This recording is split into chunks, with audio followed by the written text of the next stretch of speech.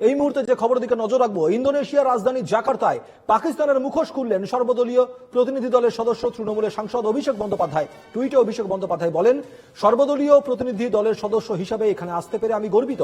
অভিষেক তার ভাষণে বলেন, বিশ্বের কাছে আমাদের আর্জি, সন্ত্রাসবাদের বিরুদ্ধে সবাই একজোট হয়ে এগিয়ে আসুন। ভারত সব সময় শান্তি চায়, কিন্তু তা ইনসাফের বিনিময়ে নয়। পেহেলগাঁওতে জঙ্গি হানা, মানবতার উপর আক্রমণ, সন্ত্রাসবাদের কোনো সীমানা হয় না। এটা শুধু আমাদের লড়াই নয়, সন্ত্রাসবাদের বিরুদ্ধে এই লড়াই। ইন্দোনেশিয়া সরকারকে ধন্যবাদ তাদের আতিথেয়তা এবং সহমর্মিতার জন্য, বলেছেন অভিষেক বন্দ্যোপাধ্যায়।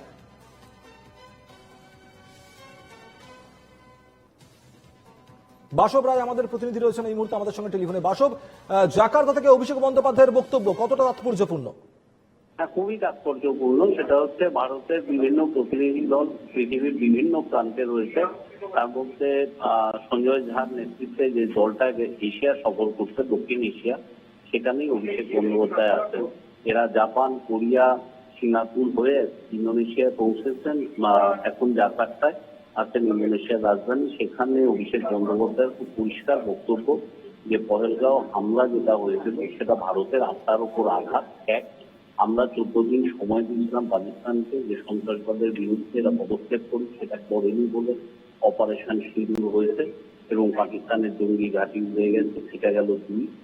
আর আরেকটা বিষয় হচ্ছে আমরা বিরোধী, অর্থাৎ অভিষেক ভারত সরকার যারা চালায় তাদের বিরোধী তিনি সাংসদ, কিন্তু দেশের অখণ্ডতা ও সার্বভৌমত্বের ক্ষেত্রে আমরা ভারতের যে কোনো সাংসদ বা যে কোনো রাজনৈতিক দলই এক, অর্থাৎ সেখানে আমাদের কোনো আপোষ নেই, সবটাই আমরা তখন এক।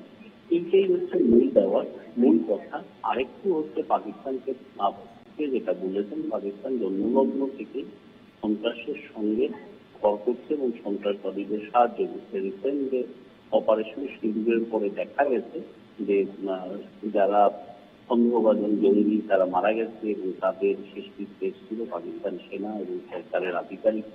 এখান থেকে পাকিস্তানের সন্ত্রাসবাদের সঙ্গে সম্পৃক্ততার প্রমাণ মিলে এরকম মোটামুটি বার্তা গোটা পৃথিবীতে বিভিন্ন সংসদীয় যে দল পাঠানো হয়েছে তারাও দিচ্ছেন এবং ভবিষ্যতেও এর কোনো ব্যতিক্রম নয়, তিনিও এই কথাই বলেছেন।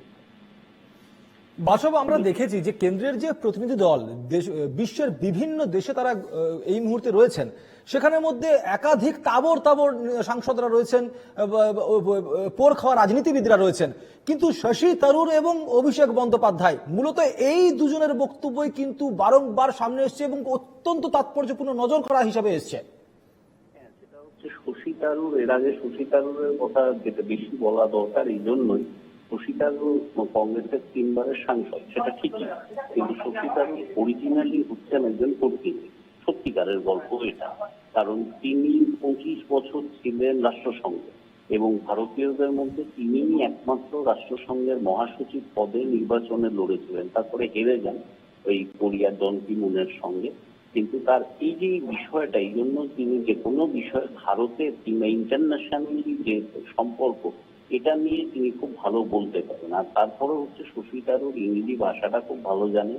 ভারতের সম্ভবত তিনি সবচেয়ে ভালো ইংরেজি বলেন, লোকজন তাই বলে। আর আরেকটা বিষয় হচ্ছে শশী থারুরের ভারতের ভূমিকা কি এবং সেটাকে বিজেপিকে আক্রমণ না করে সরকার কি স্ট্যান্ড নিতে পারে, সেটা কিন্তু শশী থারুর খুব ভালো ব্যাখ্যা করতে পারে। বরং উল্টো করে এটা বলা যায় যে আমাদের সরকারের এমন কেউ নেই যে শশী থারুরের মতো করে ভারতের অবস্থানটা গোটা পৃথিবীর কাছে ব্যাখ্যা করতে পারবে। এই জন্য শশী থারুরকে খুব চোখে পড়ছে। আরেকটা বিষয় আছে, শশী থারুর যেহেতু কংগ্রেস সাংসদ, কিন্তু একটা দলের নেতৃত্ব দিচ্ছেন শশী থারুর, এবং কিছুটা তিনি বিজেপির পেশা কথা বলতেন প্রধানমন্ত্রীকে খুব কৃতিত্ব দিয়ে, যার জন্য শশী থারুরকে আমরা খুব বেশি দেখতেও পাচ্ছি, শুনতেও পাচ্ছি। অভিষেক বন্দ্যোপাধ্যায়ের কথা হিসেবে বলতে হবে, অভিষেক বন্দ্যোপাধ্যায় 2014-তে সম্ভবত প্রথম সাংসদ হয়েছিলেন, 2014-তে। তারপরে তিনি গত 3 বছরে নিজেকে যে উচ্চতায় নিয়ে গেছেন, সংসদে তার ভাষণ কিংবা এখন তার ভাষণ, এগুলো সবই হচ্ছে একজন পরিপক্ক রাজনীতিকের পরিচয়। একদমই বাসু কি বলেছেন অভিষেক বন্দ্যোপাধ্যায়, আমরা একবার দর্শকদেরকে শুনিয়ে দিই, সঙ্গে থাকো।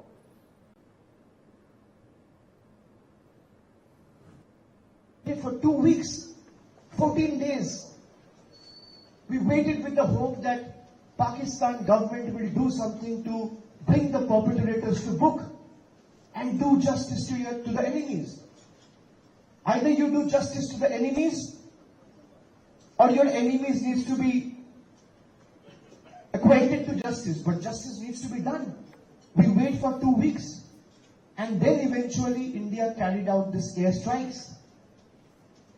And these airstrikes were so precise, non-escalatory, responsible, that these airstrikes only ended up neutralizing and demolishing 9 terror infrastructure.